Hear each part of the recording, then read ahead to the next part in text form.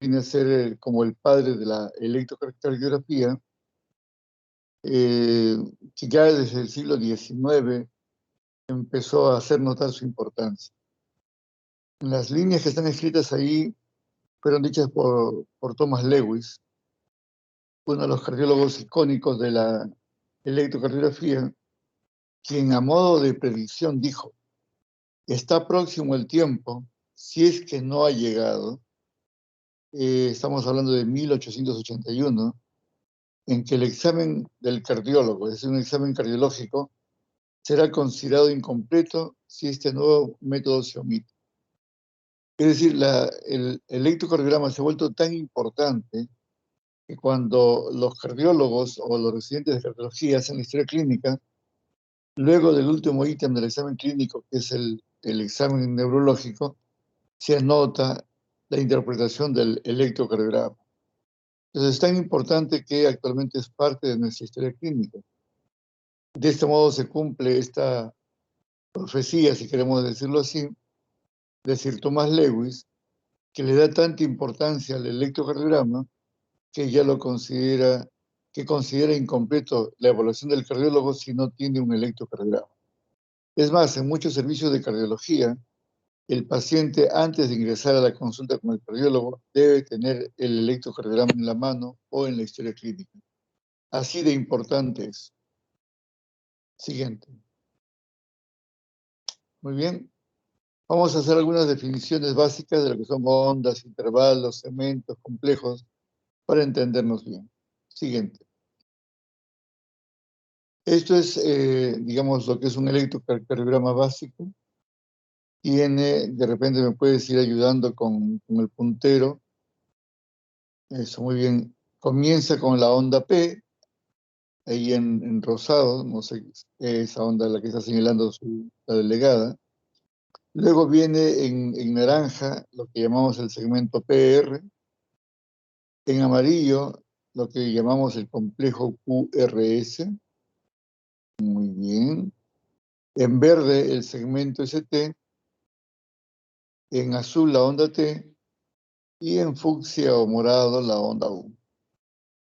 Entonces, cuando hablamos del electrocardiograma, vamos a hablar de, resumiendo, la onda P, el segmento PR, el complejo QRS, el segmento ST, la onda T y la onda U. En la línea inferior van a ver ustedes dos intervalos. Vamos a llamar intervalos a la suma de una onda más un segmento, o a la suma de una onda más un segmento más un complejo. Entonces vamos a medir los intervalos.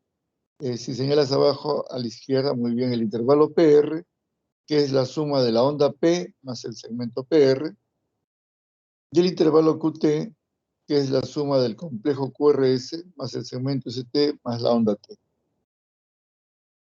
Muy bien, entonces damos inicio, siguiente, a la presentación. Antes vamos a hacer un pequeño recuerdo de lo que es el sistema de conducción. En la figura de la izquierda van a ver ustedes en color amarillo la estructura del sistema de conducción, que comienza con el nodo sinusal, no sé si lo puede señalar, o llamado también nodo sinoauricular. Como ustedes recordarán, son células del músculo auricular, pero especializadas, con una capacidad diferente, que es de la autodespolarización, de la manera que ellas solas se estimulan. Donde está ubicado en el techo de la aurícula derecha, muy cerca de la desembocadura de la vena cava superior. Luego tenemos el nodo auriculoventricular. El nodo auriculoventricular está ubicado también en la aurícula derecha, pero muy cerca del anillo tricuspidio y muy cerca del tabique interauricular. Luego vienen las de His, esa estructura que señala la señorita delegada, que es la única estructura normal que permite el paso del impulso desde las aurículas hacia los ventrículos. Luego viene ese de His se va a dividir en dos ramas. Esa línea en blanco que está ahí representa el septum interauricular, y verán ustedes cómo el haz de Higgs se divide en una rama derecha y una rama izquierda. Y finalmente se termina arborizando en las fibras de Purkinje, que son las últimas líneas que están ahí. Hacia la derecha, en ese cuadro, van a ver ustedes cómo es que lo que llamamos potencial de acción, es decir, la despolarización de las células musculares, cambian de forma dependiendo de la estructura que se despolariza. Por ejemplo, la primera de ellas corresponde, ese domo, corresponde a la del nodo sinusal. En general, las células del sistema de conducción tienen esa forma, como un domo, una línea de subida y una línea de bajada. No sé si puedes señalarlo. Eso, muy bien. Y luego tiene la fase 4, que tiene una rampa ascendente que demuestra su capacidad de autodespolarización. Veamos, por ejemplo, la última línea para no ser tan extenso.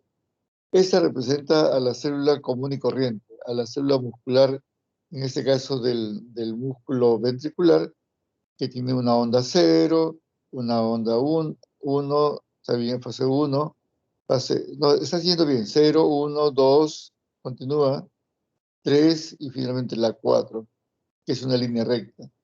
Esa línea recta de la fase 4 está implicando que esta célula no puede autodespolarizarse, es decir, tiene que esperar que alguien la estimule para que se pueda despolarizar.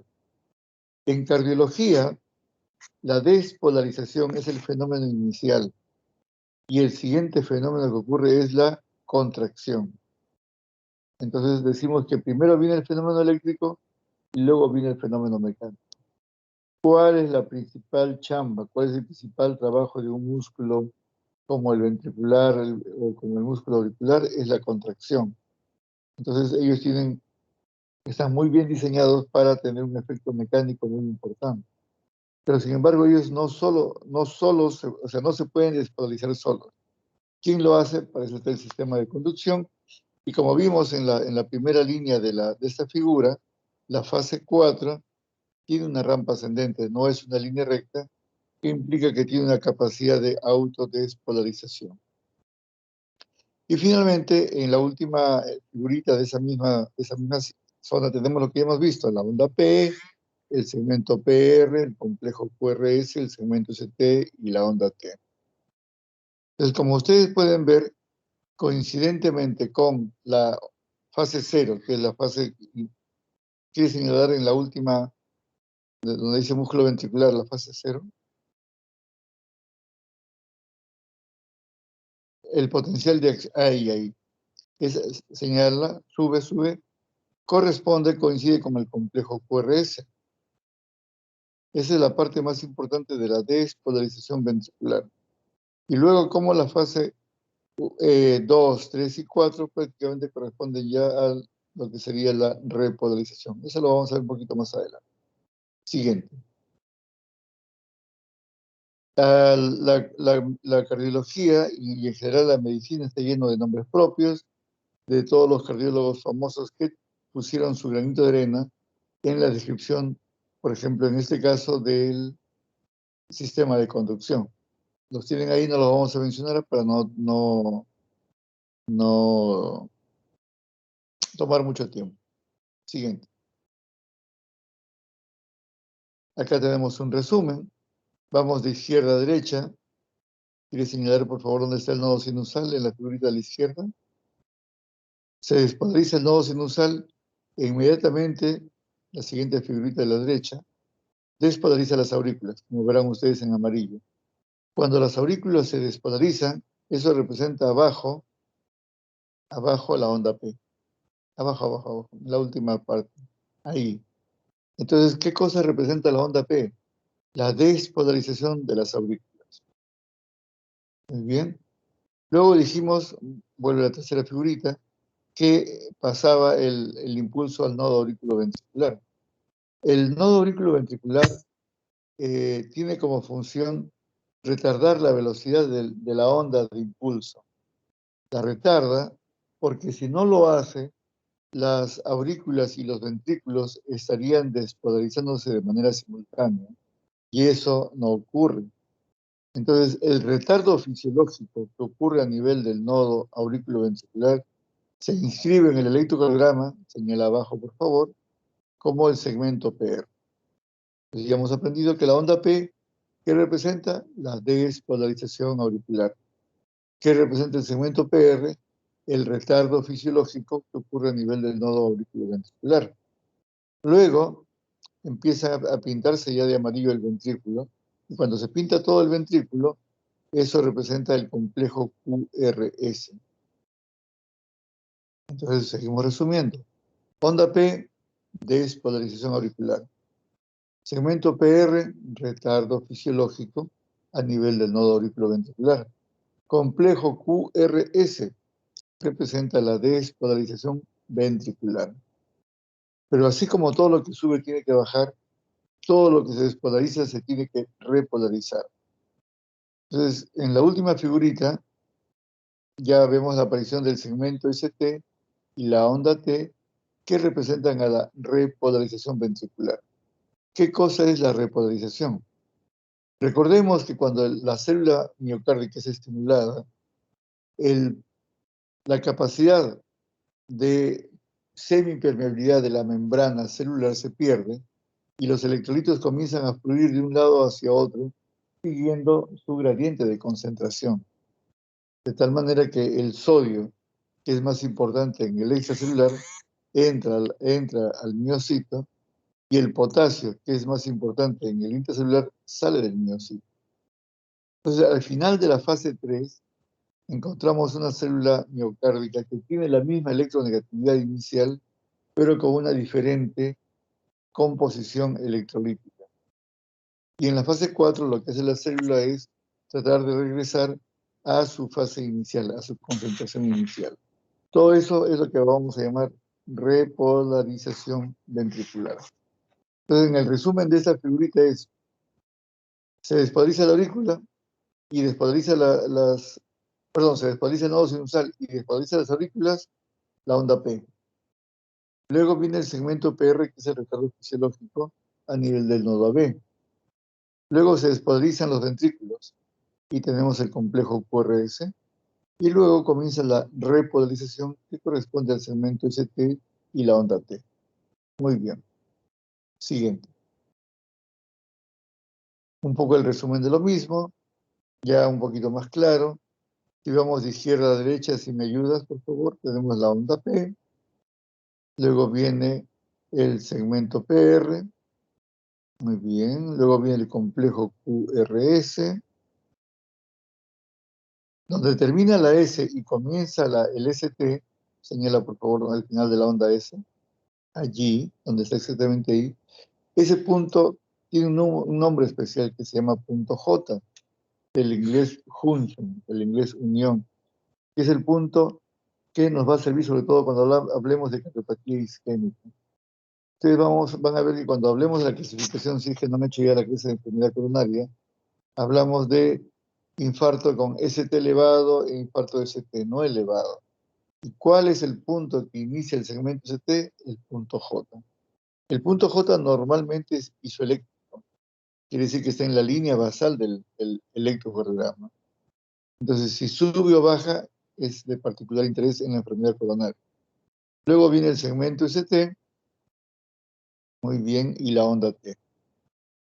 Hacia el lado derecho tenemos ya los intervalos que hemos hablado del intervalo PR, que es la suma de la onda P más el segmento PR, y el intervalo QT, que es la suma del complejo QRS más el segmento ST más la onda T. Esto es importante recordar porque cuando hagamos las medidas vamos a referirnos a esto. Por ejemplo, no se mide la onda T de manera aislada, no se mide el segmento ST de manera aislada, sino lo medimos como intervalo QT. Siguiente. Entonces comencemos con hablar de la primera onda, que es la onda P. Siguiente. Entonces la onda P es la primera onda del ciclo cardíaco y hemos visto que representa la despolarización de las aurículas. Con ella se inicia el ciclo cardíaco. Normalmente la onda P, por ahora, mídala en la derivación D2. D2. En D2, la onda P debe ser no mayor de 2.5 milímetros y de ancho no mayor de 0.12 segundos. Yo creo que ya lo saben, pero vamos de todas maneras mencionarlo, que el electrocardiograma se inscribe sobre un papel cuadriculado, en donde cada cuadradito pequeñito tiene 1 milímetro. Si es un cuadradito, implica que tiene 1 milímetro de ancho y 1 milímetro de alto. Cuando medimos en el sentido transversal, hablamos de tiempo. Por eso que en el sentido transversal verán ustedes que decimos que la onda P no debe medir más de 0.12 segundos. Cada cuadradito pequeñito en tiempo vale 0.04 segundos. Entonces, el ancho de la onda P no debe ser más de 3 cuadraditos. Y la altura no debe ser mayor de 2.5. Quiere decir que no debe ser más de 2 cuadraditos y medio. Esa es la forma normal de la onda P. Entonces ya vimos qué significa la onda P, la D es polarización auricular, y ya sabemos cuáles son las medidas normales de la onda P, y debemos medirla en la derivación D2, D de dedo. Siguiente. Como ya vimos en la figura, el nodo sinusal está ubicado en la aurícula derecha. Entonces, la primera aurícula que se despolariza es la aurícula derecha, y luego lo hace la aurícula izquierda. Entonces, si vamos a ver la gráfica, señala por favor el primer domo, allí. Allí, desde el punto de vista académico, se ha dividido en dos ondas. La primera onda dada por la aurícula derecha, en azul, y la segunda onda dada por la aurícula izquierda, en rojo.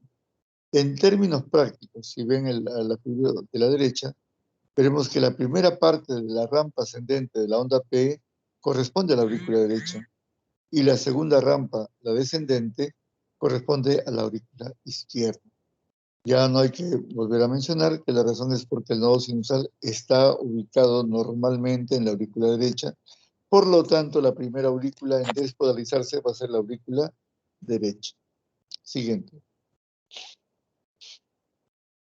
Entonces, hablemos de la morfología normal. Ya tiene esa forma de domo. Ya vimos que la rampa ascendente corresponde a la aurícula derecha y la rampa descendente corresponde a la aurícula izquierda.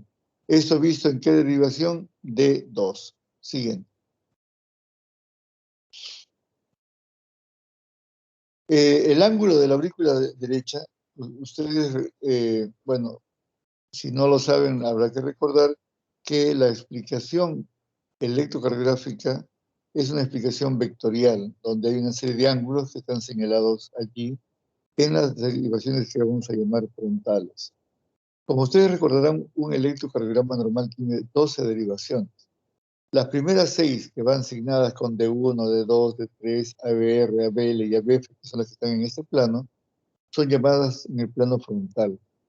En el entendido que el corazón es un órgano de 3 dimensiones, esto solamente ve un plano. Entonces vamos a usar después otro plano que vamos a llamar sagital.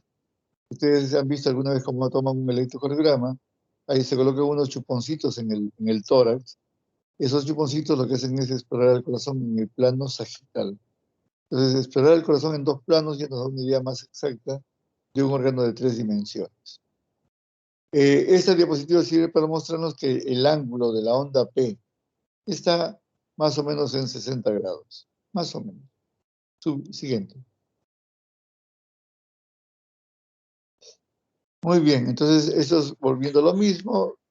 Ustedes ven esa imagen de abscisas y derivadas, van a ver que hay cuatro, exactamente, hay una línea horizontal y una línea vertical que divide el campo en 4 campos. El campo, la, el, la, ese cuadrante que está abajo y a la derecha corresponde al cuadrante en donde suele estar el eje de la onda P. Es por eso que la onda P va a ser positiva en D2. Si ve la figurita a la derecha donde está D2, señala D2. A la derecha, ahí, la onda P va a ser positiva. Muy bien.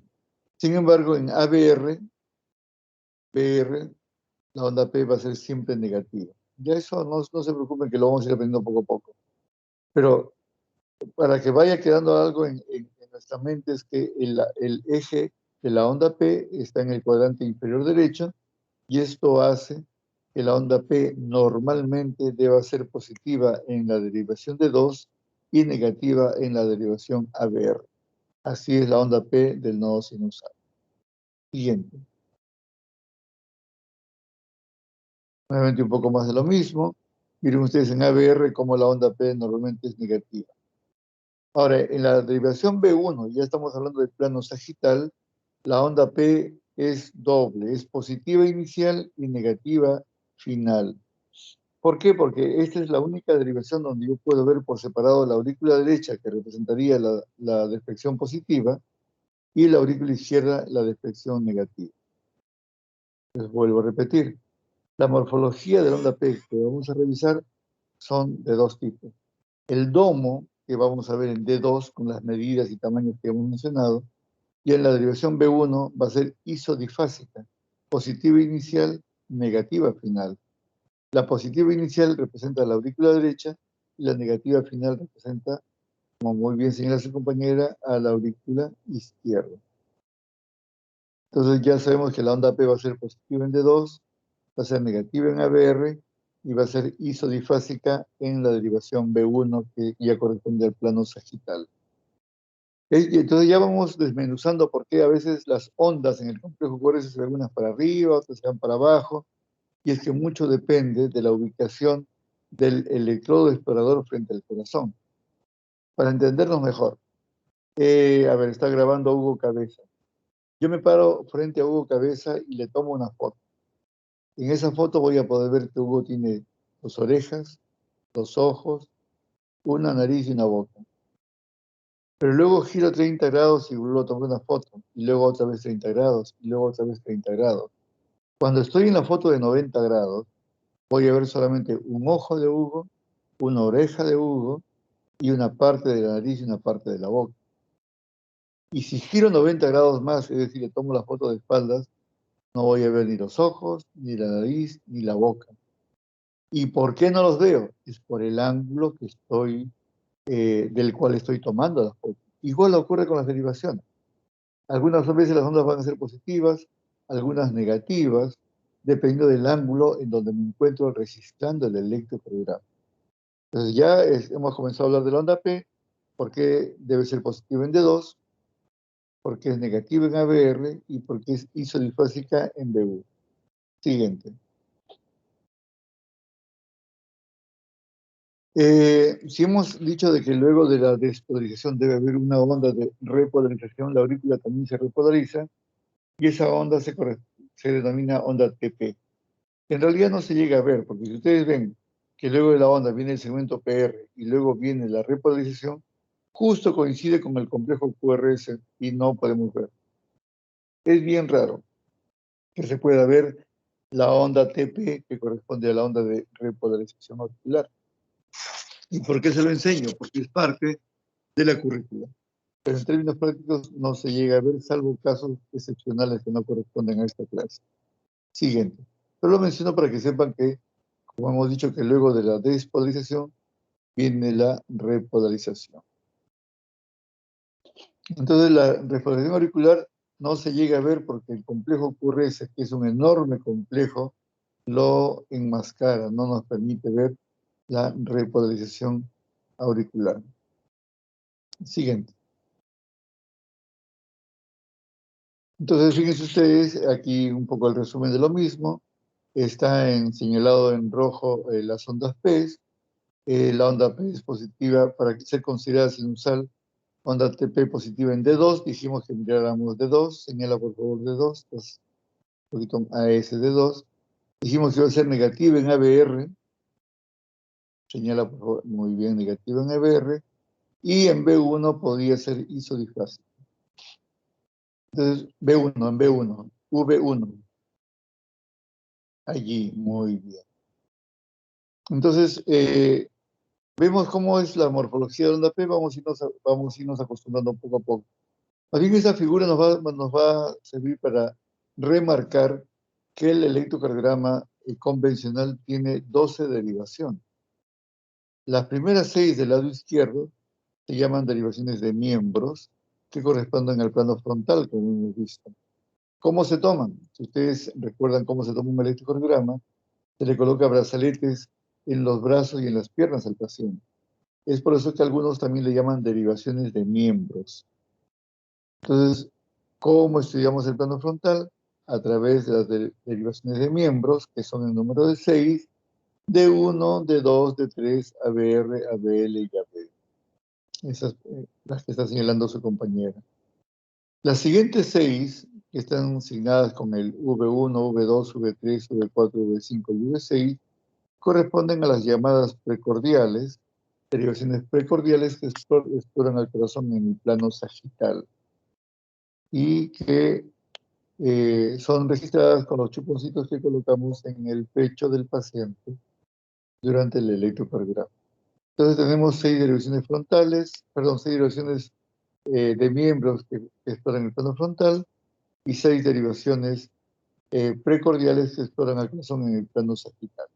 Siguen.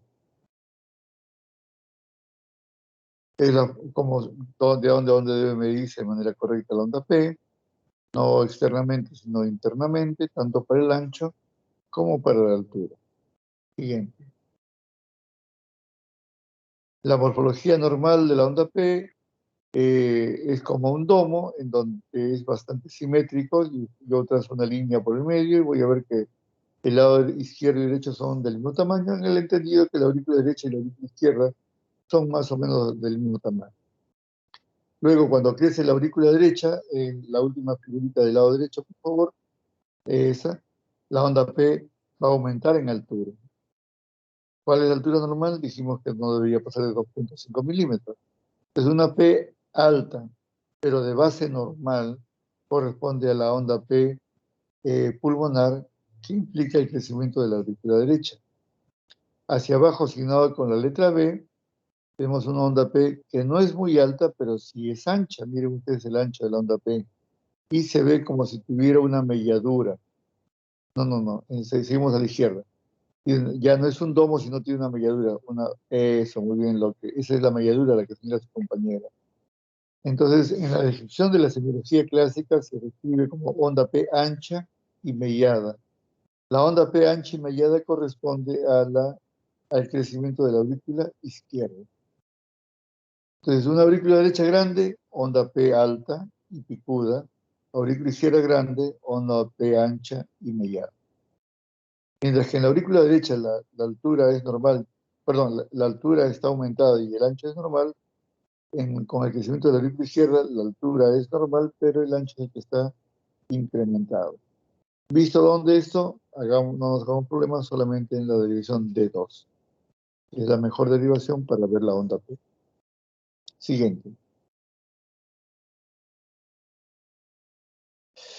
Luego de la onda P, luego de la despolarización, viene el fenómeno contráctil. Hemos dicho al comienzo de la clase que inicia primero el fenómeno eléctrico y luego viene el fenómeno mecánico. El fenómeno mecánico va a ser la contracción auricular, que correspondería en la secuencia del ciclo cardíaco a la contracción o la sístole auricular. Entonces, lo que esta figurita intenta señalar es cómo las aurículas se están contrayendo, permitiendo un mejor llenado tanto de la aurícula derecha como de la aurícula izquierda. Bien, seguimos. Vean también cómo la figura menciona cómo la conducción se ha hecho más lenta a nivel del nodo auriculoventricular para permitir justamente esta simetría de contracción entre aurículas y ventrículos. Ese enlentecimiento está señalado arriba a la izquierda como el segmento PR. Hasta ahí estamos bien. Siguiente. Entonces hablemos ahora del segmento P. Siguiente. El segmento PR en rojo hacia el lado derecho, ya hemos visto que representa el retardo fisiológico a nivel del nodo AB, pero que en realidad no lo leemos como tal, sino lo leemos incluido dentro del intervalo PR. Es decir, ahora que veamos las medidas, yo mido la onda P, sí. Mi siguiente medida no es el segmento PR, sino es el intervalo PR, que hay que diferenciarlo del segmento PR. porque el intervalo es la suma de una onda más un segmento. Siguiente. El valor normal del siguiente. Para señalar nuevamente dónde está el intervalo PR. Siguiente. Entonces, medimos el intervalo PR y tenemos que decir que el valor normal del intervalo PR es de 0.12 a 0.20 segundos. Es decir, entre 3 y 5 cuadraditos pequeños. ¿Qué ocurre si yo mido y en la figurita de abajo y tiene menos de 0.12 segundos? A eso vamos a llamar intervalo PR corto. El intervalo PR corto es parte de los síndromes llamados de preexcitación ventricular. Y vamos a aprender, como está en la última línea de ese párrafo, son síndromes importantes como el Wolff-Parkinson-White o el Long-Gannon-Levin. Eso ya lo discutirán en algún momento. Lo importante es que ustedes aprendan a reconocer lo que es normal. Si yo sé que el intervalo PR normal va de 0.12 a 0.20 y yo lo mido en 0.10, a eso lo voy a llamar intervalo PR corto. No importa si es Wolff, no importa si es Long-Gannon, eso ya lo verán más adelante. Pero ustedes, como internos o como médicos generales o como médicos serumistas, pueden colocar como diagnóstico intervalo PR corto y esto es básico para el diagnóstico del paciente. En la última figurita es al revés, el intervalo PR mide más de 0.20 segundos y esto ya corresponde al primer grado de los llamados bloqueo auriculoventricular. Entonces, hay todo un capítulo para los bloqueos auriculoventriculares, cuando hagan un poco más de electrocardiografía, que se caracteriza por tener un intervalo PR prolongado. Así como hay un intervalo PR corto, también hay un intervalo PR prolongado, en donde el PR debe ser mayor de 0.20 segundos en los adultos, y en los adultos mayores se considera hasta 0.22 segundos. Siguiente diapositiva. Muy bien, esto ahí vamos a dejarlo al final. Si tenemos tiempo, vamos a repasar esta diapositiva, que es una diapositiva resumen de muchas cosas. Siguiente. Muy bien, entonces nos quedamos en que se contrajeron las aurículas, está el retardo fisiológico, hemos medido el intervalo PR. Siguiente. El impulso pasa ya a través de las de His a los ventrículos y se configura el complejo QRS. Tercer elemento a estudiar en este electrocardiograma. Siguiente. El complejo QRS, ¿por qué se denomina así? Muy bien, señala en la primera línea, la última de la derecha, donde dice onda R. La última de la derecha. Eso. Vamos a llamar a onda R a toda deflexión positiva, como la que está ahí. Muy bien. Vamos a llamar la siguiente a la izquierda. Toda deflexión negativa que está antes de la onda R se llama Q. Entonces, ese complejo se va a llamar complejo QR. Y la primera de la izquierda nos denota un complejo en donde tengo una onda Q inicial, perdón, una onda negativa inicial que llamo onda Q, luego viene la deflexión positiva que se llama onda R, y finalmente una onda negativa final que se llama onda S. Entonces, toda deflexión negativa que está antes de la onda R se va a llamar Q. Toda deflexión negativa que está después de la onda R se va a llamar onda S. Es por eso que el complejo se llama QRS. Pero a veces vamos a encontrar variantes como tal. Puede haber un complejo QRS, puede haber un complejo QR, como el siguiente de la derecha. A veces solamente hay onda positiva, y eso va a ser una onda R. Señala la de abajo, por favor. Exactamente, allí sería solamente una onda RS, etcétera, etcétera. Pero en general, o sea, si bien esta nomenclatura es correcta, en general, de manera coloquial, cuando vemos el vector de despolarización ventricular, lo llamamos QRS, así no tenga la Q, no tenga la S. Pero eso es lo que tienen que aprender. Toda deflexión positiva, onda R. Toda deflexión negativa antes de la onda R se denomina Q. Toda deflexión negativa después de la onda R se denomina S.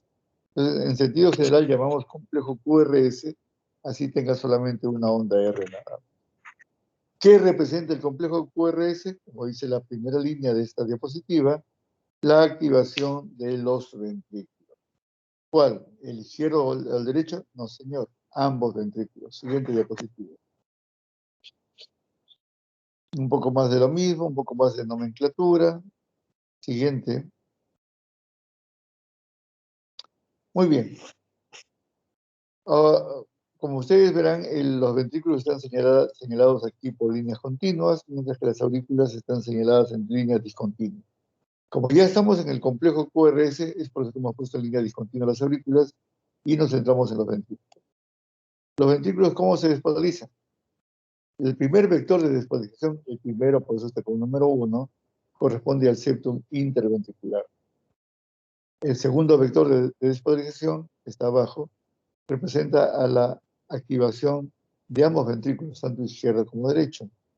Y finalmente, en el número 3, van a ver la activación de lo que llamamos las bases del ventrículo. Entonces, la secuencia de activación es vector 1, vector 2 y vector 3. Vector septal, paredes libres y finalmente la base. ¿Eso inscribe el complejo QRS? Sí, señor. Generalmente el vector 1 representa la onda Q. El vector 2 representa la onda R. Vector 2. Y el vector 3 representa la onda S. Entonces, la activación es septum, paredes libres y base. Vector 1, vector 2, vector 3. Onda Q, onda R y onda S. De ese modo podemos construir el complejo QRS. Siguiente. Siguiente. Muy bien, ahora sí, vamos a ver algunos tips cómo leer un electrocardiograma, que en realidad el tema de la clase era lectura de un electrocardiograma normal. Les recuerden que aquí no vamos a hablar de patología, sino cómo entender lo que es normal. ¿Cuáles son las claves para esto? Primero, tener una lectura sistemática. Así como cuando hacemos un examen clínico, ¿qué hacemos primero? Inspección, después palpación, después percusión, después ocultación. Entonces, tener sistematizado el examen nos permite llevar un orden que ya hace más difícil que se nos pase algo. Entonces, igual pasa con el electrocardiograma. Hay que tener una secuencia, hay que tener un sistema que es el que vamos a aprender el día de hoy. Segundo, saber diferenciar lo que es normal de lo que es anormal. Entonces, para eso hay que saber cómo son las ondas, qué morfología tienen, cuánto miden, qué representan, como lo que hemos hecho ahora. En tercer lugar, y esto es importantísimo, interpretar el electrocardiograma mirando al paciente. Por ejemplo, me dan simplemente un electrocardiograma y no me dan datos. De repente lo que encuentro es que no hay nada, que está normal, que todas las ondas están ubicadas como me enseñó el doctor Mendoza, las medidas corresponden a como me enseñó el doctor Mendoza, pero cuando yo interrogo al paciente y me cuenta y me dice, doctor, yo tengo 70 años, soy diabético, hipertenso, fumador, mi padre murió a los 60 años de muerte súbita y mi hermano mayor, que tiene a los 50 años, ya lo operaron de bypass aortocoronario. Y yo vengo porque tengo un dolor retencional opresivo y rodeo el cuello cuando camino 300 metros. Y yo veo el electrocardiograma normal.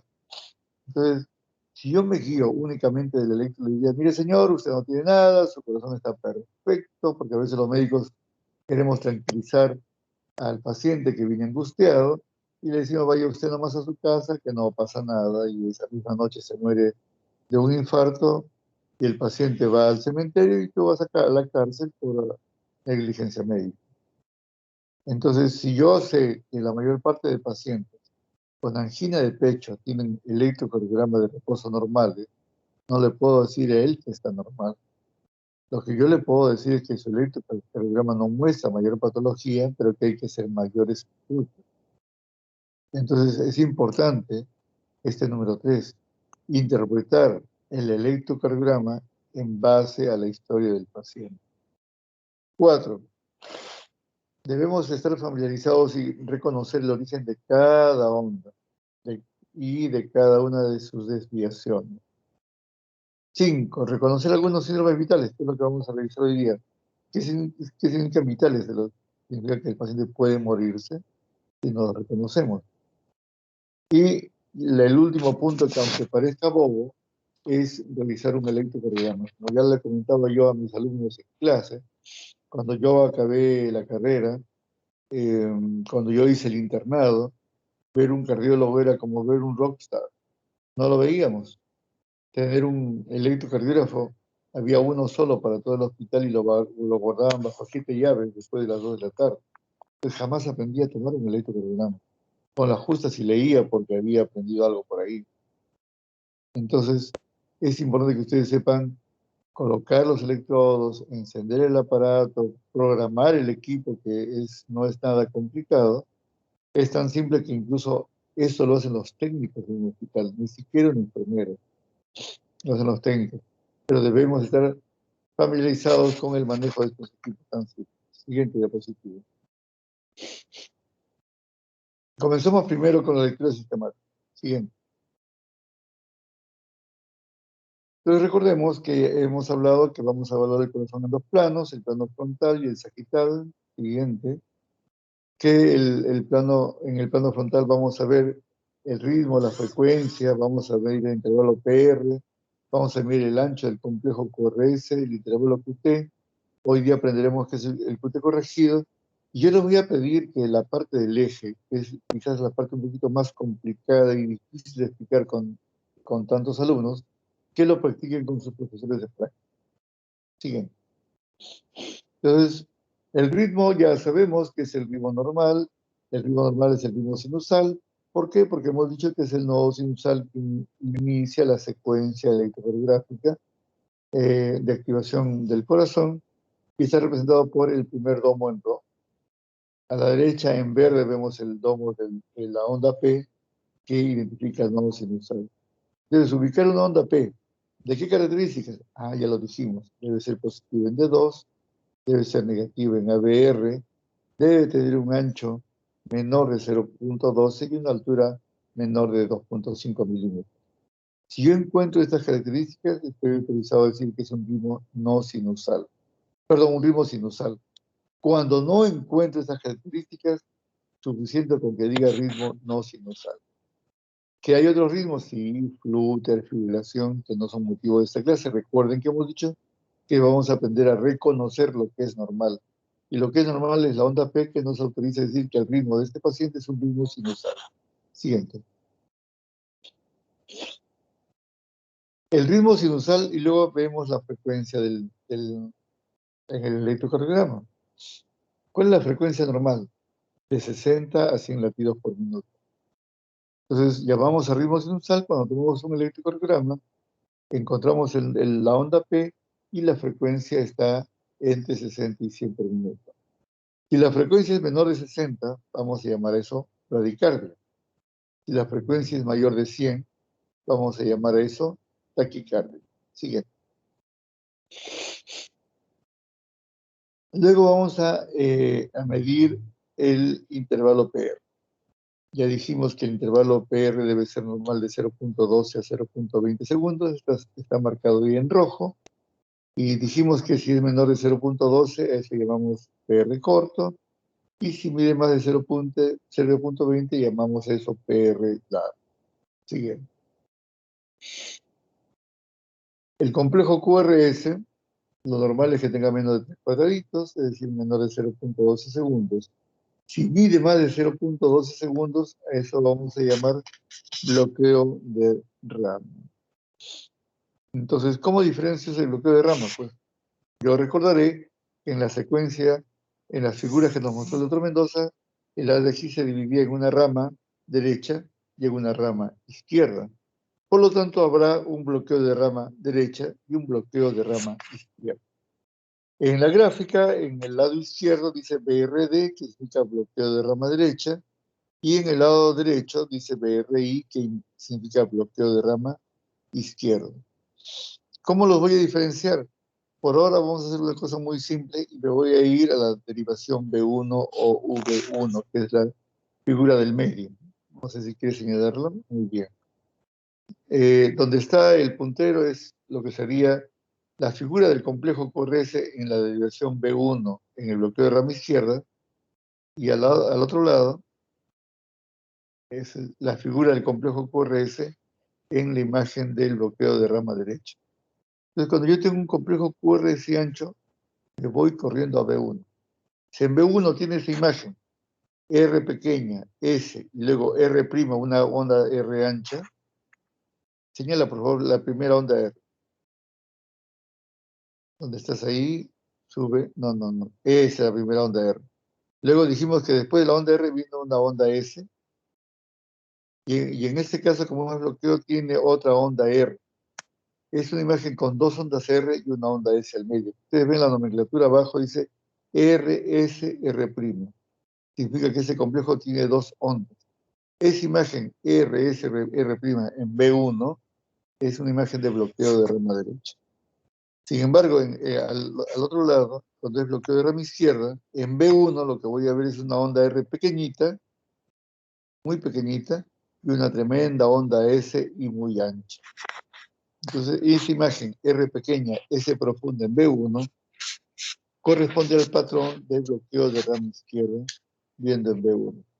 Vuelvo a repetir, el ancho del complejo QRS normal es menor de 3 cuadraditos, es decir, menor de 0.12 segundos. Si yo mido y mide más de 0.12 segundos, automáticamente mi diagnóstico es bloqueo de rama. Si recuerdo que hay dos ramas, derecha e izquierda, pues ¿cómo puedo saber qué bloqueo de rama es, derecha o izquierda? Para eso me voy a la derivación V1. Si en V1 tengo la imagen RSR', como el que está allí, corresponde al bloqueo de rama derecha. Si en V1 mi imagen es R pequeña, S profunda y ancha, eso corresponde al bloqueo de rama izquierda. Siguiente diapositiva. Luego medimos el intervalo QT. El intervalo QT va de 0.35 a 0.45 segundos. Si mide menos de 0.35, a eso vamos a llamar intervalo QT corto. Si mide más de 0.45, a eso vamos a llamar intervalo QT largo. Patologías, muchas. Siguiente. Quizás no viene el caso porque estamos hablando de electrocardiografía normal, pero sería bueno que en la práctica converse con sus profesores cuándo pueden ver un QT corto y cuándo pueden ver un QT largo. Puede ser influenciado el QT por trastornos electrolíticos, como cambios en el potasio, cambios en el calcio. Pueden ser representados por fármacos. Ahora que estuvimos con el COVID, fármacos como por ejemplo la acitromicina pueden prolongar el intervalo QT. Amiodarona puede prolongar el intervalo QT. Algunos fármacos pueden más bien acortar el intervalo QT, como la digital, por ejemplo. En fin, y todo eso lo van a ver en términos prácticos. Por eso le decía, en esta clase lo que van a aprender qué es normal y qué no es normal. Si no es normal, bueno, ya yo sé que me salió mi QT en 0.30 y me he hecho revisar la historia, qué puede estar ocurriendo. El QT, el intervalo QT es la única medida que va a ser variable de manera importante, va a cambiar con la frecuencia cardíaca. De tal manera que se acuña un nuevo término que se denomina QT corregido. En esta figurita está el QT con una C pequeñita que implica que es el QT corregido. Esto obedece a, para sacar el intervalo QT corregido hay que aplicar una fórmula muy simple. En el numerador va a estar el QT medido.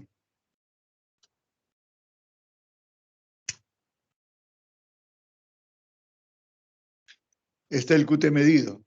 Vamos a suponer que el paciente está con una frecuencia cardíaca de, 150 por minuto. Y mi QT me sale 0.28. Entonces, sensu estricto, de acuerdo a las normas que hemos dado, 0.28 corresponde a un intervalo QT corto. Y mi diagnóstico sería QT corto. Pero recuerdo que hay que corregir el intervalo QT y aplico esta fórmula. En el denominador dice la raíz cuadrada del intervalo RR. ¿Qué significa RR? Mido cuántos cuadraditos chiquitos hay entre una onda R y la otra onda R. En este caso va a ser, si estamos en 150, 10 cuadraditos que representan 0.4 segundos. A ver, ya que está Daniel René, ¿cuál sería el resultado entonces de este ejemplo? QT corregido. QT medido, 0.28, pone en el numerador. Y abajo pon en el denominador la raíz cuadrada del intervalo RR medido en segundos. Si hay 10 cuadraditos, cada uno vale 0.04, sería la raíz cuadrada de 0.4. Daniel, ¿cuál es el resultado de esa operación?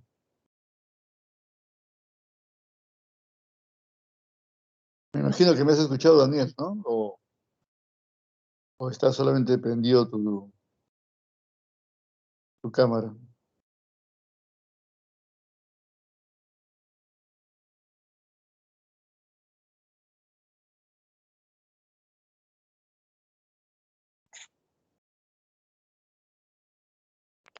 Daniel, ¿me escuchaste? Ajá. Alguien que lo despierte le pase la voz que estamos en clase.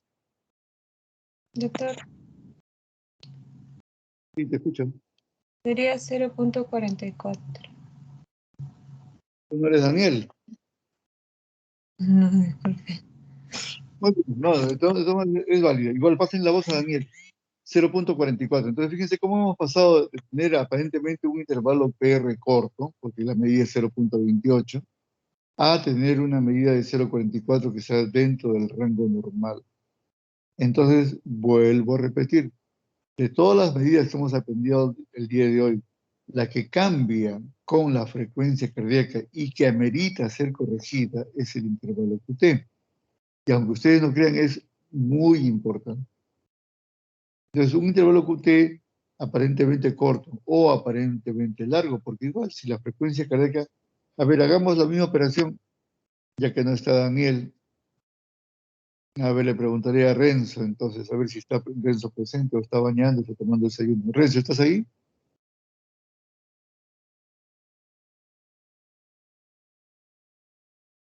Renzo,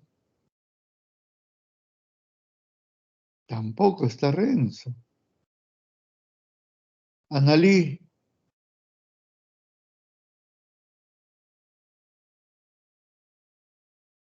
Analí,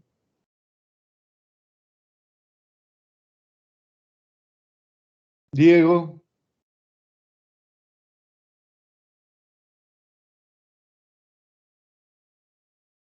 Buenos días, doctor. ya, vamos a hacer la misma operación. Tienes un paciente que tiene una frecuencia cardíaca de 40 por minuto. Ya, el QT medido es 0.50. ¿Ok? Eso coloca en el numerador. En el denominador tienes,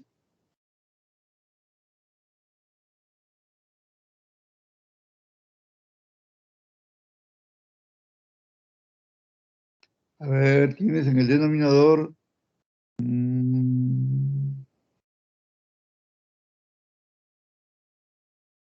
dame un segundito que también voy a hacer mis cuentas.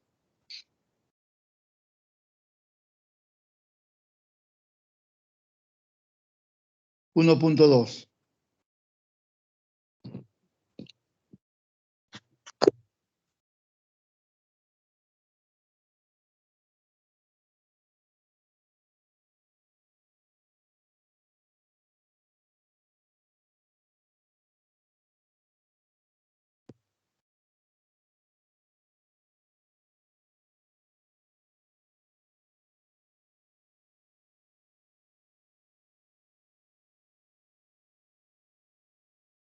¿Ya? ¿Cuál es la respuesta?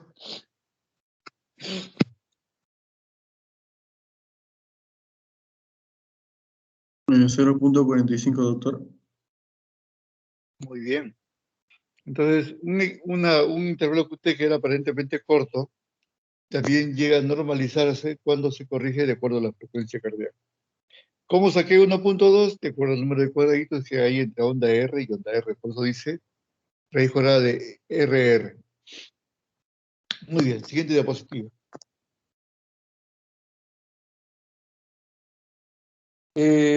Hace un rato dijimos de que el corazón tenía vector 1, vector 2 y vector 3. Y aquí dicen 5. ¿Cómo es posible eso?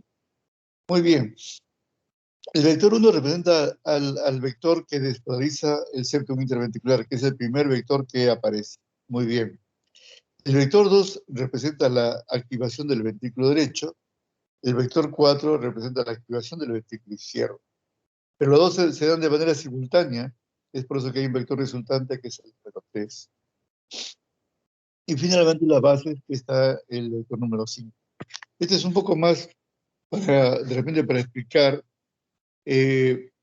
cuál es la secuencia de la activación ventricular.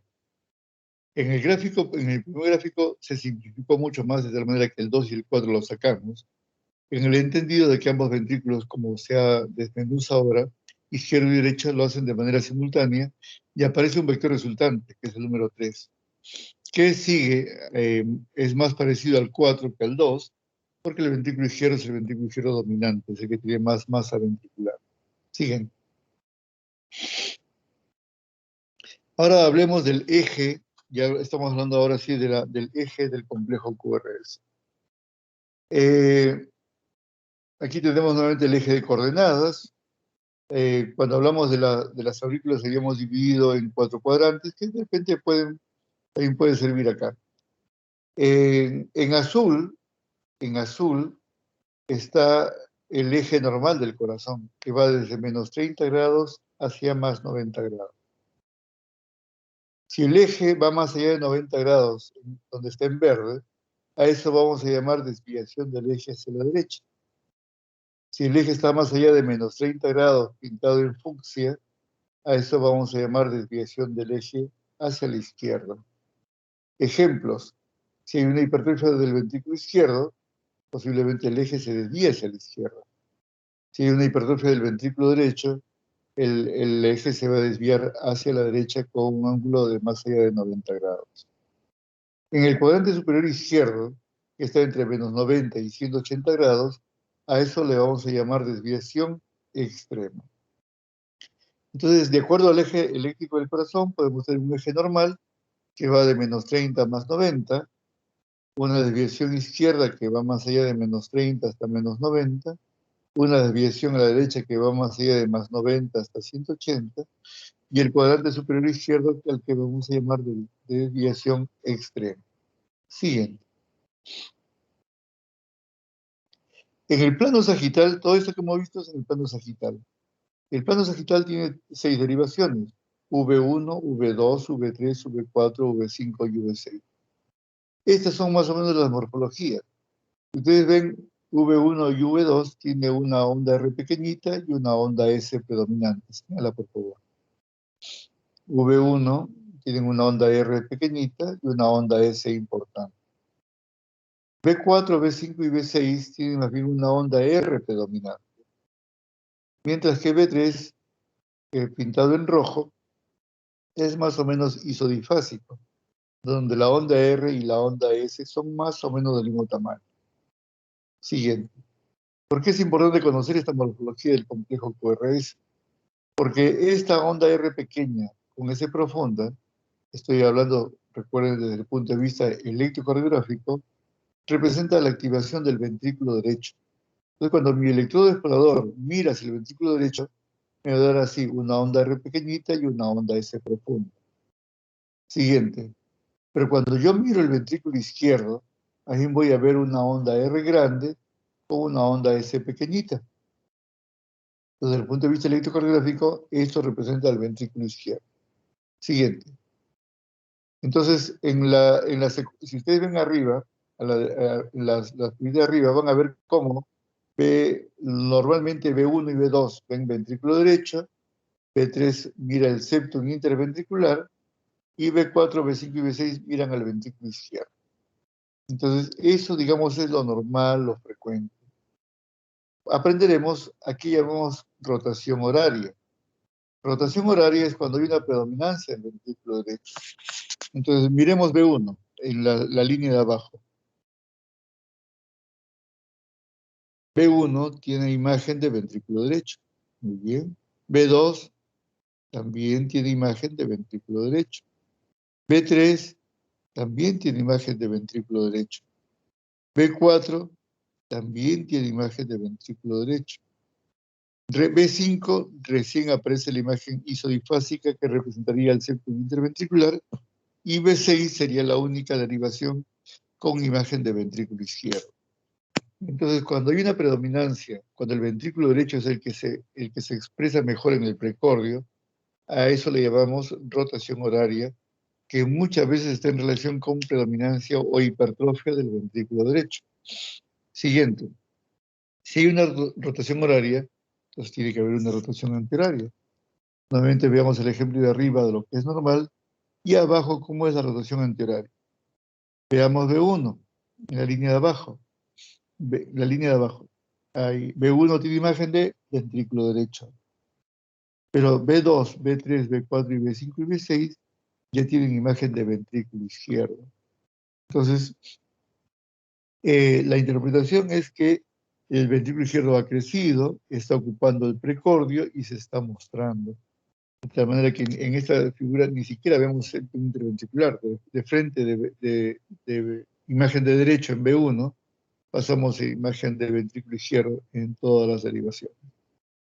Entonces, en el plano sagital también podemos hablar de crecimiento izquierdo o derecho siguiendo la secuencia de activación. Siguiente. Esto es para remarcar simplemente que tenemos que ver e interpretar el electrocardiograma viendo a nuestro paciente. Siguiente. Esto es lo que decía un poco Sir Thomas Lewis, ahora de manera ampliada. ¿Cómo hacemos los cardiólogos el diagnóstico actualmente? Estoy hablando del cardiólogo clínico. El primer dedo de la mano, que diríamos es el dedo gordo, hacer una buena anamnesis. La anamnesis en cardiología es a veces mucho más importante que en algunas otras especialidades. Por ejemplo, volviendo al ejemplo del paciente anterior, si yo tengo un paciente de 70 años, hipertenso, diabético, dislipidémico, fumador, que viene con dolor retroesternal, opresivo, herida al cuello, de esfuerzo y que calma como el reposo, mi diagnóstico de solo escucharlo está hecho, es una angina de pecho. Es una angina de pecho. Entonces, hacer una buena historia clínica, hacer una buena anamnesis es muy importante. El segundo dedo representa lo que sería pues, el dedo índice al examen físico, que es lo que aprendieron ustedes en el semestre pasado. Hacer una buena anamnesis y un buen examen clínico es la forma como los médicos contactamos con el paciente e iniciamos el proceso diagnóstico. Y hasta el semestre pasado ustedes quedaban allí, a hacer un diagnóstico semiológico. En tercer lugar, en el dedo anular, el dedo medio, que comúnmente la gente le llama el dedo del corazón, está representado el electrocardiograma, que es básico. En cuarto lugar, durante muchos años tuvimos ahí a la radiografía de tórax. Entonces los antiguos hacían mucha semiología radiológica. Es más, si en algún momento nos queda un poco de tiempo, no hoy día por supuesto, podemos hacer un poco de radiología cardiovascular. Por lo menos algunas cosas para que tengan ustedes nociones básicas. ¿Por qué? Porque radiografía de tórax pueden hacer prácticamente en cualquier parte del país. Entonces, vayan donde vayan a hacer el serums o de repente a trabajar, van a tener un equipo de rayos X y van a poder hacer alguna interpretación, por lo menos básica, de radiología cardiológica. ¿Y por qué dije antiguamente? Porque ya en los últimos 50 años apareció un examen que se ha vuelto tan importante como el electrocardiograma, que es el ecocardiograma. Yo trabajo en un hospital de emergencia y luego del electrocardiograma inmediatamente se hace el ecocardiograma a la cabecera del paciente que nos da una serie de datos no solamente anatómicos, sino también funcionales, permitiéndonos completar el diagnóstico o hacer un diagnóstico o sugerir un diagnóstico y hacer además el pronóstico del paciente. Si yo tengo un infarto que ya ocupó el 40 o 50% de la masa ventricular, pues voy a alertar al clínico que este paciente va a entrar en shock, probablemente cardiogénico. Si hago un ecocardiograma y veo masas en la aurícula izquierda, probablemente trombos, ya estaré haciendo el diagnóstico de un posible cardioembolismo, ¿no? Y así por el estilo. Y el último punto, el dedito meñique, el quinto dedo, que representa los exámenes de laboratorio, que en estos últimos años han ido adquiriendo suma importancia en el diagnóstico de los pacientes crónicos y los agudos. Pero ustedes pueden ir de repente a lugares muy remotos y tener un laboratorio muy simple, pero con los primeros 4 puntos ustedes pueden bandearse y hacer más del 95% de los diagnósticos cardiológicos. Sigue.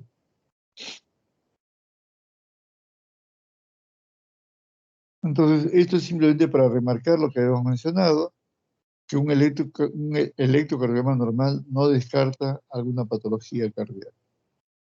Entonces, yo he visto a veces médicos generales o médicos no cardiólogos, patologías generales, que le dicen al paciente, mira, Cholo, estás bien, no te preocupes, no tienes nada, tu electrocardiograma es normal. Y no se dan cuenta que hay muchas patologías cardíacas que pueden cursar con electrocardiogramas perfectamente normales. Por eso que es importante ese ítem, hacer la lectura del electrocardiograma mirando al paciente, evaluando al paciente, a la cabecera del paciente. Siguiente. Conocer el origen de cada onda y las desviaciones. Siguiente, esto ya lo hemos revisado. Siguiente, siguiente, siguiente. Y vamos a conocer algunos síndromes que no deberían pasarse. Siguiente. Por ejemplo, en la enfermedad coronaria, que es lo más grave que podemos tener, es el infarto de miocardio. El infarto de miocardio se divide básicamente en dos brazos. El de la izquierda es con elevación del segmento ST y en la siguiente sin elevación del segmento ST, que muchas veces viene con depresión del segmento ST. Si ustedes recuerdan al famoso punto J del cual hemos hablado, donde estás tú ahorita, eso es lo que vamos a llamar la línea isoeléctrica. O sea, es la línea de base. Entonces, ¿dónde está el punto J? Señala, por favor, el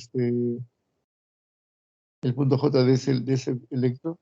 No, el punto J es el punto de unión entre el segmento ST y la onda T. No, entre el QRS y el ST. Arriba, allí, exactamente. Entonces, el punto J está supradesnivelado. Supradesnivelado significa que está por encima de la línea basal. Esto caracteriza al infarto ST elevado. En el lado derecho, señala por favor el punto J. Allí, muy bien. El punto J entonces está por debajo de la línea basal y eso le llamamos infradesnivel. Entonces, si el punto J está supradesnivelado, vamos a llamar infarto ST elevado. Si el punto J está infradesnivelado, a eso vamos a llamar IMA o ST no elevado. Simplemente no elevado, porque a veces el ST también está isoeléctrico, curiosamente. Siguiente.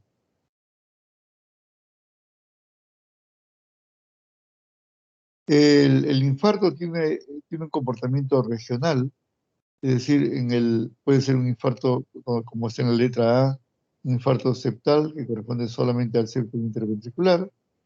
En la letra B, y un poco más amplio, que corresponde a la cara anterior. En la letra C, un infarto que compromete la cara anterior y además el septum interventricular, que se llama anteroseptal. Y en la figurita D, un infarto que corresponde solamente a la cara lateral. Infarto lateral. En el A, B y el C probablemente está comprometida la arteria descendente anterior izquierda, mientras que en el infarto lateral probablemente está comprendida la arteria circunfleja. Siguiente. Entonces la nomenclatura del infarto va a depender de la zona que haya sido afectada. Entonces, como hemos mencionado, un infarto de la cara anterior corresponden a las derivaciones B2, B3, B4. El infarto inferior corresponde a las derivaciones D2, D3 y ABF. El infarto lateral corresponde a D1, ABL, B5 y B6.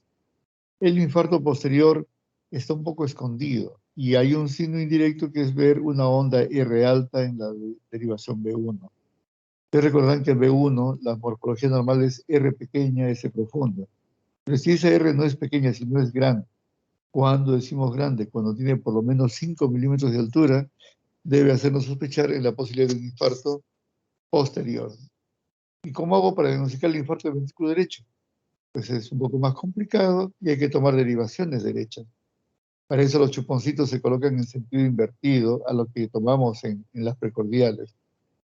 Es decir, en lugar de correr los chupones de izquierda a derecha, perdón, de derecha a izquierda, los corremos de izquierda a derecha. Eso ya lo verán también con sus profesores, no se preocupen. Siguiente. El infarto tiene cambios electrocardiográficos temporales, es decir, va variando con el tiempo. Miren ustedes cómo es al inicio, un QRS normal, un punto J normal, al inicio, donde dice normal. Y en ST normal. Luego cuando viene en las primeras horas, vamos a encontrar el infarto agudo. Miren ustedes dónde está el punto J, donde está justo la línea señalada, que es lo que llamamos infarto ST elevado. Con el paso de las horas, corriendo a la derecha, la siguiente, van a ver que empieza a aparecer una pequeña onda Q que no había antes. La Q. La Q es la derivación que está antes de la onda R. Esa onda Q. Empieza a aparecer una onda Q y la onda R comienza a disminuir de tamaño. ¿De qué depende el tamaño del complejo QRS? ¿De qué depende el tamaño de la altura de la onda R? De la cantidad de miocitos vivos que existen. Entonces, en el paso de las horas, comienza a disminuir la altura de la onda R. Ya nos está hablando que ya hay miocitos que ya han fallecido, que han muerto. Y la onda Q ya comienza a ser el marcador de esa necrosis. Señala la onda Q, por favor. Esa Qcita. Si le doy más tiempo, ya es un día o 2 días, fíjense ustedes a la derecha, la onda Q se volvió aún más importante. Entonces, la onda Q patológica, la onda Q que representa, que no es la onda Q normal. Ustedes me dirán, doctor, pero usted me dice que la onda Q es parte del complejo QRS. Sí, la onda Q fisiológica. Pero en el caso del infarto, cuando la onda Q representa muerte de los miocitos, se vuelve profunda y ancha. ¿Qué tan profunda? Debe ser por lo menos un 30% de la siguiente onda R. ¿Y qué tan ancha? Por lo menos un cuadradito. Entonces, una onda Q ancha y profunda es un marcador de necrosis. En los siguientes días, donde dice ya días, van a ver ustedes que la onda Q, miren qué diferente es con el normal. Miren cómo está la altura de la onda R, qué diferente a cómo fue el inicio.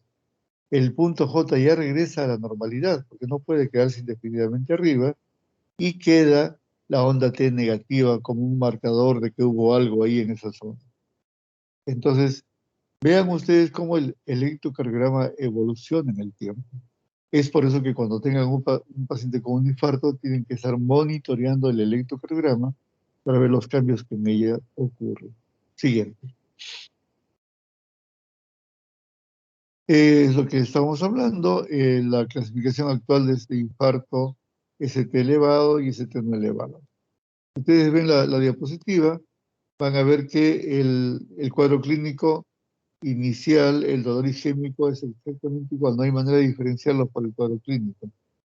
¿Cómo diferenciamos entonces una patología tan complicada como es el infarto? A través de este humilde electrocardiograma. En todas las guías del mundo, en todos los protocolos del mundo, una vez que el paciente es admitido de emergencia, el primer examen obligatorio en hacer es el electrocardiograma. ¿Por qué? Porque esto nos va a ayudar a diferenciar el infarto ST elevado del infarto ST no elevado. Entonces usted dirá, pero ¿cuál es la diferencia? ¿Qué me importa si infarto es infarto? No, sí hay una gran diferencia. Si vemos que en la figura de la izquierda, en verde, cuando no hay elevación del segmento ST, mi diagnóstico más probable, miren la última flecha hacia abajo, es el de angina inestable, No, estamos a la izquierda. ¿No? Muestra la figurita donde dice no hay elevación del segmento ST. Arriba. Muy bien. Eso va a ir hacia la angina inestable o, señala la otra flecha verde, hacia el infarto no Q. Está en inglés, no Q, miocardial infarto. Y en la figura de la derecha, en rojo, está el infarto con elevación del segmento ST, que va a ir hacia el infarto Q. Usted dirá, bueno, ¿y a mí qué me interesa que va al Q, al no Q, el ST elevado, no sé qué? Si ustedes ven en la figura de la derecha, en la figura donde está la arteria, van a ver que hay un trombo rojo oclusivo que ocluye toda la luz del vaso. Este trombo rojo oclusivo es un trombo rojo rico en fibrinógeno. Entonces, cuando el paciente llega en las primeras horas, generalmente antes de las 6 horas, puedo reperfundir a través de la terapia trombolítica, es decir, el uso de alteplase, por ejemplo, o cualquier fibrinolítico. Deshace el trombo, se reperfunde y el infarto se evita. Entonces, ¿cuándo uso yo un trombolítico? Cuando tengo un infarto ST elevado. ¿Y por qué? Porque esta elevación correlaciona muy bien con la formación de un trombo rojo. Mientras que en la figura de la izquierda, allí donde está señalando a la compañera, se forma no un trombo rojo, sino un trombo plaquetario no oclusivo. Verán ustedes que la luz del vaso hay una buena luz. ¿Y por qué se produce el infarto? Porque esa parte de la pared libre se va a contraer, va a producir un vasoespasmo que junto con el trombo blanco va a terminar de ocluir la luz del vaso y provocar el infarto. Entonces, en el lado derecho el infarto es producido por la oclusión total por el trombo rojo. En la figura de la izquierda, en el infarto ST no elevado, es un trombo plaquetario con un vasoespasmo coronario. Entonces, mientras que en el lado derecho mi terapia va a ser trombolítica, en el lado izquierdo va a estar soportado la terapia por la antiagregación plaquetaria y el uso de vasodilatadores. Pues verán ustedes cómo el humilde electrocardiograma puede señalarte muy rápidamente la terapéutica del paciente. Y a pesar de que Einthoven describió esto en el siglo XIX, hoy en el siglo XXI sigue vigente, sigue patente. Einthoven murió antes de que el equipo suyo se popularizara. Jamás pensó él que podría cada hospital del mundo, cada centro de salud del mundo, tener un equipo de electrocardiografía y que aún en el siglo XXI todavía estamos enseñando a los alumnos la lectura del electrocardiograma tal y como él lo describió. Sigue. Embolia pulmonar. La embolia pulmonar recuerden que hemos dicho que vamos a evaluar entidades que potencialmente pueden matar al paciente.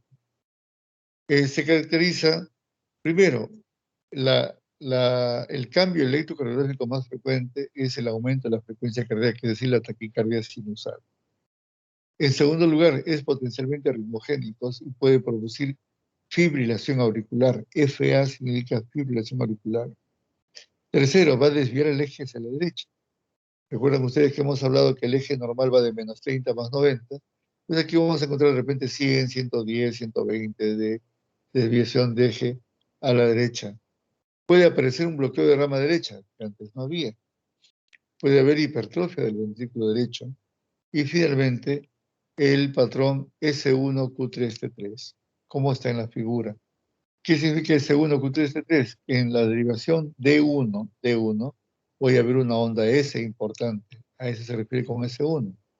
Y luego vamos a la derivación D3, donde vamos a ver una onda Q con una onda T negativa. Entonces, ese patrón S1Q3T3 es bastante característico, no es patognomónico, pero es muy característico de la embolia pulmonar. Entonces, cuando ustedes vean un paciente que llega con dolor torácico, ¿qué es lo primero que piensan? En infarto. No es lo único en lo que debe pensar. En el diagnóstico diferencial va a estar la embolia pulmonar. Y si yo encuentro el patrón S1Q3T3 con taquicardia sinusal, pues voy a tener que pensar que eso pudiera ser un bloqueo de rama derecha. Siguiente. Miren ustedes, en el lado izquierdo es un electrocardiograma del mismo paciente normal y en el lado derecho cómo cambia el patrón con una embolia pulmonar. Señala por favor D1 en el lado normal. Ya, mejor más abajito en grande, que se ve más grande, se ve mejor. Allí. Tiene el complejo QRS, en realidad es una R. ¿Cómo cambia D1 en embolia pulmonar? Fíjate del lado derecho, como la onda S aparece, incluso se hace más importante que la onda R. Ahora veamos D3. ¿Cómo es el D3 de este paciente normal? El complejo QRS sigue siendo una onda R y señala la onda T, por favor. No. La onda T. Eso, la onda T es positiva. En general vamos a aprovechar esto para decir que hay una suerte de maridaje entre la onda R y la onda T. De manera que si la onda R es positiva, la onda T también va a ser positiva. Generalmente es así. Entonces aquí tengo en D3 una onda R positiva con una T positiva. Miren ustedes cómo cambia cuando aparece la embolia pulmonar. Aparece una onda Q que antes no había y la onda T, de ser positiva, se vuelve negativa, ya no acompaña a la onda R. Eso configura este patrón de S1Q3T3. Siguiente diapositiva. Nuevamente un ejemplo más, digamos, normal. Miren ustedes D1 que está marcado ahí en el círculo celeste, la onda S importante. Miren ustedes en D3 la onda Q importante con una T negativa. Entonces, esto constituye el patrón S1Q3T3. Siguiente. Perdón, regresa al anterior. Ya. Lucero, ¿estás ahí? Lucero Elizabeth. Doctor, buenos días. Ok, señálale por favor a tu compañera el complejo QRS en B6. Muy bien, Lucerito, la pregunta es, B6, estás en B, ese es B6.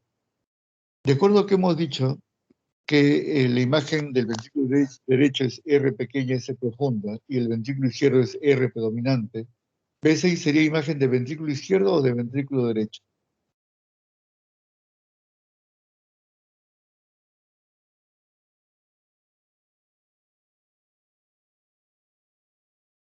El izquierdo es profundo, ¿verdad? Pues no están atentas, pues. Imagen de ventrículo derecho es R pequeña, S profunda, como lo que se ve ahí. Entonces, en B6, ¿qué esperaría yo? Vería imagen de ventrículo izquierdo. Sin embargo, esa imagen corresponde a ventrículo derecho. Y en B5, hasta arriba, ese es B5. No, tiene razón. Estoy viendo. Ese B5 está bien. Lucero, ¿qué imagen es? Ese complejo QRS. Izquierdo sería, es profundo. No, sí, es igual que el anterior, es imagen de ventrículo derecho. Les he dicho, o sea, y mira que comienzo la pregunta diciéndote, la imagen R pequeña, S profunda, es imagen de ventrículo derecho. ¿Qué corresponde al B5? Ventrículo derecho, pues Lucero. Si es R pequeña, S profunda. Y B4,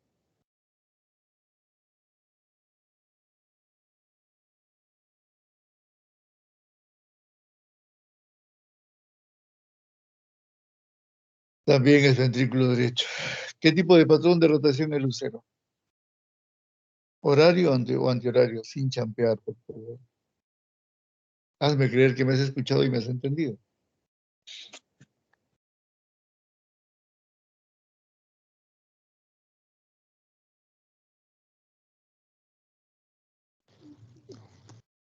Horario sería.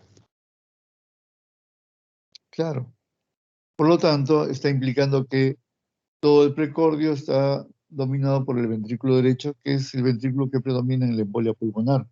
Entonces, patrón S1Q3T3, y en este caso reforzado por rotación horaria, sigue apuntando hacia embolia pulmonar. Siguiente. Algunas arritmias que también deberíamos empezar a reconocer. Si bien la clase hoy día no es de arritmias, es importante. Esta es una taquicardia ventricular, donde es difícil, como Mauricio, no van a reconocer ni onda P, ni intervalo PR, ni nada. Y es el paso previo a la fibrilación ventricular o muerte del paciente. Si ustedes ven un paciente en taquicardia ventricular, tienen que preocuparse y empezar a correr de inmediato porque ese paciente está a punto de morir. Siguiente. Torsa de puntas. La imaginación de los cardiólogos de antes es como si fueran en la figura del medio unas cintas retorcidas, porque van a ver ustedes que es una taquicardia ventricular especial en donde los complejos son más grandes, más chiquitos, más grandes, más chiquitos, como si fuera esta cinta retorcida. Es una taquicardia especial que se denomina torsión de puntas, que tiene que ver, por ejemplo, con intoxicación digital y con una serie de elementos que no es motivo de esta clase, pero que si ustedes reconocen eso como una taquicardia ventricular, bien, verán ustedes que ahí no hay dónde identificar el QRS, no hay ST, no hay ENDOT, no hay nada, es todo un desorden. Siguiente. Creo que ya estamos terminando.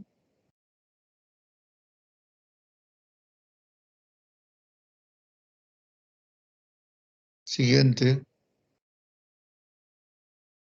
Este es un síndrome también especial que ha adquirido mucha fuerza en estos últimos años, que es el síndrome de Brugada. Es una llamada canalopatía, donde hay alteraciones en los canales lentos de sodio, con esta morfología de bloqueo de rama derecha, pero con un ST superdesnivelado, que a veces confunde con infarto. Como pueden ver en B3, por ejemplo, en B3 parece que correspondiera a uno. Dicen, el punto J está levantado, el ST sí, parece un infarto, pero en realidad corresponde a un síndrome de Brugada. Es una canalopatía. Siguiente. Un poco más de lo mismo, del síndrome de Brugada, que se ve en las derivaciones B1, B2 y B3. Estas son donde debemos buscar el Brugada. Siguiente.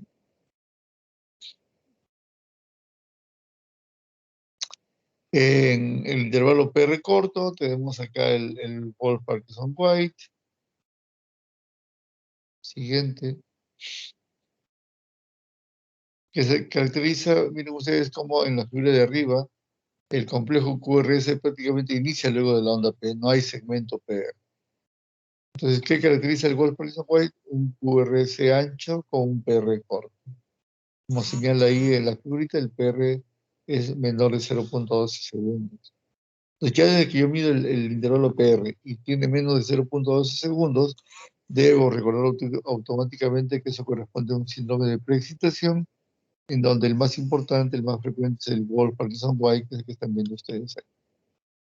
Miren ustedes en la figura de abajo, es casi lo mismo, donde la onda P termina y bien termina la onda P, ya está comenzando el complejo QRS. Entonces, QRS ancho con PR corto, Wolff-Parkinson-White. Siguiente. Es un poco, el Wolff-Parkinson-White puede darle ese tipo de taquicardias, que se parece mucho cuando hablamos de taquicardia ventricular, con la diferencia que esto es una fibrilación auricular con QRS ancho. Bueno, ya no nos metamos en líos tan grandes. Siguiente. Un poco más de lo mismo del Wolff. Es relativamente frecuente cuando llegan pacientes con taquicardia supraventricular a la emergencia, con frecuencias que pueden llegar a 200 o a veces superar el 200 por minuto, y pueden producir lipotimias o síncopes, o dolor precordial o incluso infarto por alta frecuencia. Siguiente. El síndrome de Wells, algunas palabras muy rápidas, porque durante mucho tiempo le hemos dado mucha importancia solamente al complejo QRS y nos hemos olvidado del ST y lambda T. Perdón, le hemos dado importancia al segmento ST, como hemos visto, infarto ST elevado, infarto ST no elevado, y a lambda T no le dimos mucha pelota. Siguiente. Cuando Cuando Wellens describió este síndrome, encontramos, fíjense ustedes, cómo la onda T está negativa en B1, en B2, en B3 y hasta B4. Entonces, durante mucho tiempo no le dimos mucha importancia, solamente era la onda T. ¿Y la onda T qué representa? Isquemia. ¿Y la isquemia es infarto? No es isquemia, es solamente una cosa muy leve. Sin embargo, siguiente, lo que describió Wellens es que estos cambios, fíjense ustedes nuevamente, B1, B2 y B3, esos se ven precordiales derechas, que estas T negativas representan lesión crítica de la arteria descendente anterior izquierda.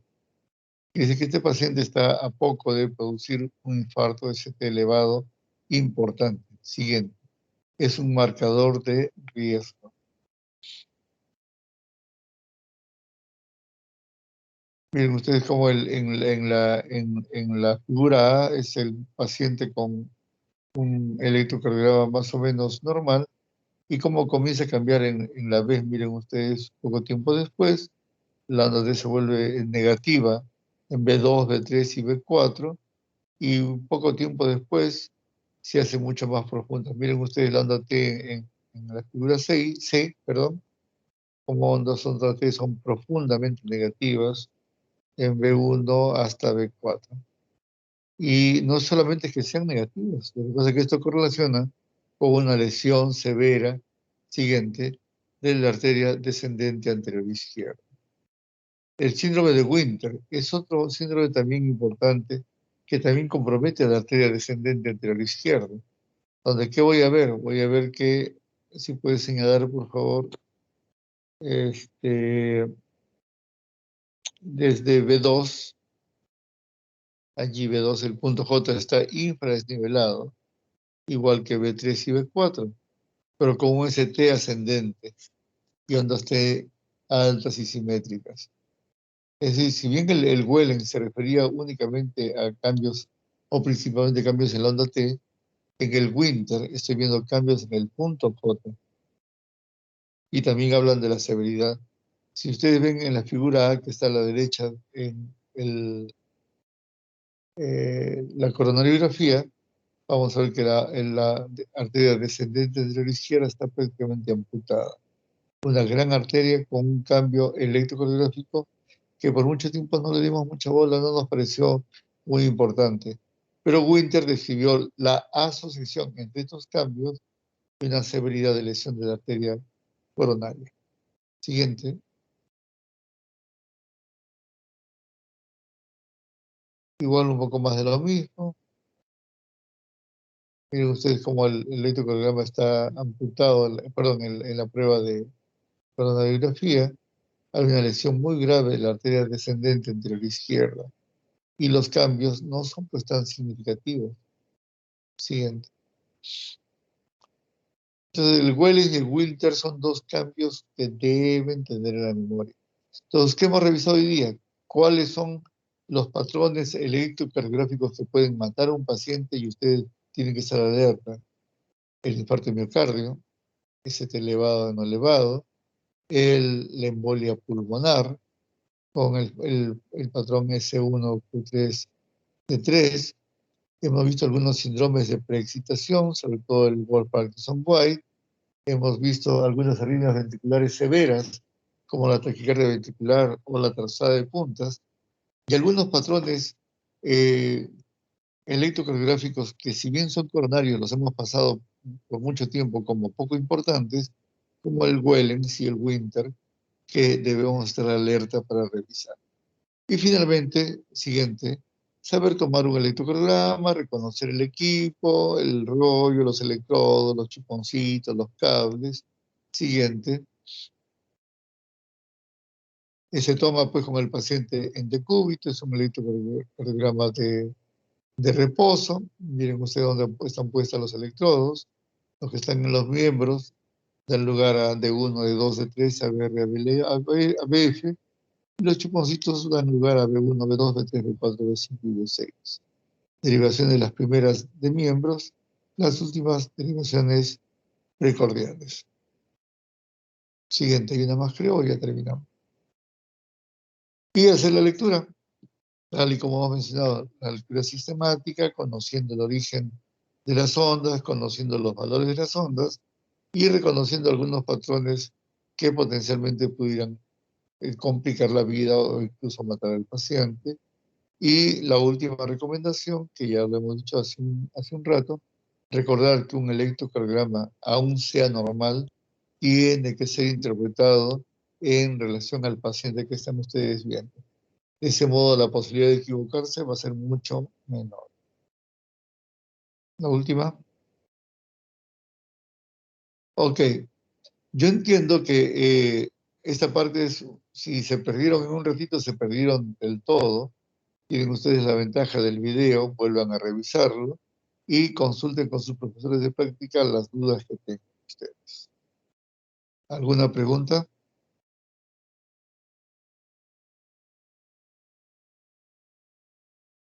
¿Ninguna? Se supone que ustedes han revisado ya esta diapositiva porque está en el poder de la delegada, que me imagino que lo ha socializado ya hace varios días, por lo menos una semana, si es que no me equivoco. Así que la idea de socializar esto es que ya lo hayan leído, que hayan tratado de revisarlo, que hayan investigado, porque si se van a sentar a escuchar lo que el profesor les va a decir, pues siguen ustedes viviendo como en el siglo pasado o antepasado, cuando esto no existía. A mí mi profesor no podía mandarme la clase. Yo tenía que sentarme y a entender y escuchar todo lo que él decía. Pero eso ya no ocurre con ustedes. A ver, ¿qué preguntas hay? Doctor, buenos días. Soy Olmeda. Eh, si tengo un paciente en el cual tengo una alta sospecha de tromboembolismo pulmonar, ¿no? Bueno, tiene la disnea súbita, ¿no? La tos mucotóica, etcétera. El dolor precordial, todo me indica eso. Hago escalas incluso y llego a una clínica de tromboembolismo y yo me voy al EKG. Después, sí o sí, voy a obtener en el EKG un patrón S1Q3T3. Ya, lo que pasa es que tromboembolismo es un término muy genérico, porque va a depender mucho de la cantidad de trombos que migren. Pueden haber tromboembolismos muy pequeñitos, que ni siquiera tengan dolor con el paciente y simplemente llegan por las arritmias, o tromboembolismos masivos, en donde sí vas a encontrar el patrón S1Q3T3. Lo que estoy diciendo es que en un tromboembolismo submasivo, el electrocardiograma puede ser normal, puede tener un poco de taquicardia sinusal. Y si tú recuerdas la diapositiva de embolia pulmonar, ¿cuál es el primer cambio electrocardiográfico? La taquicardia sinusal, pero es completamente inespecífico. Entonces, el diagnóstico de embolia pulmonar, en primer lugar, es difícil. Se les pasa a muchos médicos. Y en tercer lugar, tienes que apoyarte en todo el cuadro clínico. Si el cuadro clínico es compatible, vamos a suponer que yo tengo un paciente, 70 años, posoperado de la parotomía porque hizo un infarto mesentérico y le han hecho qué sé yo, una hemicolectomía, y tiene 15 días en cama, y tiene historia de embolia pulmonar, y tiene varices, y de repente, de la noche a la mañana, me hace súbitamente disnea con caída de la presión parcial de oxígeno, pues eso tiene que ser embolia pulmonar. Entonces tienes que ver, por eso le decía, la interpretación del electrocardiograma en el contexto del paciente. Entonces, si el paciente tiene todo eso, pues el diagnóstico no es tan complicado. Y no esperes a tener ese 1Q3T3, eso lo vas a ver cuando la embolia pulmonar es masiva. Si no es masiva, probablemente va a ser hasta como normal el EKG. Espero haber respondido a tu pregunta. Gracias. Doctor, una pregunta. ¿La corrección del QT siempre se realiza? O sea, Cuando siempre que... ¿Perdón? se realiza cuando tienes o sea, si tienes un QT, digamos, normal, con una frecuencia cardíaca normal, no tienes para qué corregir el QT. Pero si tienes una frecuencia muy alta, con una medida del QT anormal, sí tienes que corregirlo. O tienes una frecuencia muy baja con un QT anormal, también tienes que corregirlo. Como le dije, el QT va a variar con la frecuencia cardíaca.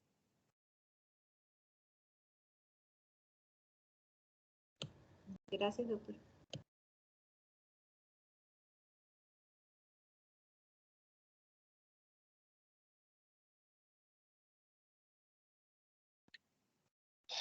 Ok, más bien mi grupo me quedó debiendo algo, de repente lo terminamos ahora. ¿Cómo están de tiempo mi grupo? Disculpe, doctor, ahora tenemos otra teoría de 8 a 10, si no me equivoco. Sí, doctor, tenemos una teoría más. Ya bueno, ya conversaremos entonces qué pasó. Con la delegada, ¿la siguiente teoría puede ser el día de mañana o quedan maltratados después de la Navidad ustedes? Yo creo que no, doctor, porque incluso el día de hoy era, la doctora Palomino nos indicó que era libre de teorías. Claro, lo que pasa, y eso yo les cuento, eh, definitivamente la universidad nos da horarios, nos da tiempos, pero eso fue dado para los tiempos no COVID. Lamentablemente el COVID ha obligado a la adecuación de todo esto. Hay profesores de ustedes que están metidos en las áreas COVID, en donde no se puede llevar ni teléfono, y ustedes ni se acercan a los hospitales. Entonces, esto ha hecho que se haga un cambio y que se requieran medidas adaptativas. Lo hicimos con la idea al inicio de que los alumnos estaban dedicados a hacer eso. Entonces, hubo un grupo de alumnos que se quejó, que no duermen bien sus horas, que no disfrutan su domingo, y se olvidan que son estudiantes de medicina. El estudiante de medicina, como el médico, no tiene domingos, no tiene feriados. Hoy mismo, a esta hora y a medianoche, van a haber médicos de guardia y trabajando. Y ellos no se ponen a llorar que hoy día es feriado, que hoy día es Navidad, que tengo hijitos. Para mí ha sido vergonzante que se han ido a quejar con la doctora Palomino de eso. Son estudiantes de medicina. El deseo de aprendizaje no tiene límite ni de tiempo ni de espacio. Por eso que yo los felicito que han estado hoy día. Algunos medio dormidos, como hay uno de mi grupo ahí que no contestó para nada, pero por lo menos es el intento de querer resolver la situación. Se resolverá cuando pase el COVID. Volveremos a la normalidad, volveremos a ver los pacientes. Ya no estaremos inventando historias, estaremos haciendo verdaderas historias. Ya no estaremos escuchando el corazón a través del internet, sino en el pecho del paciente.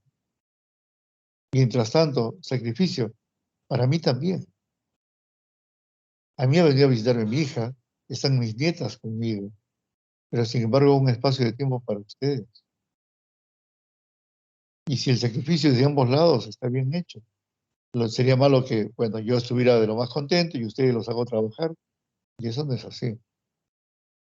Así que vean bien, en realidad la decisión depende de ustedes, la actitud de los profesores está ahí de apoyar porque queremos que esto salga adelante.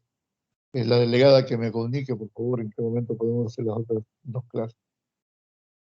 Por mí, si me dicen el domingo lo hacemos. Yo no tengo ningún problema en hacerlo. Si me dicen a las 6, a las 8, a las 10, hay que terminar y terminar bien. Listo, chicos, que tengan un buen día. Feliz Navidad para todos. Gracias, doctor. Feliz Navidad para usted también. Yo le comunico por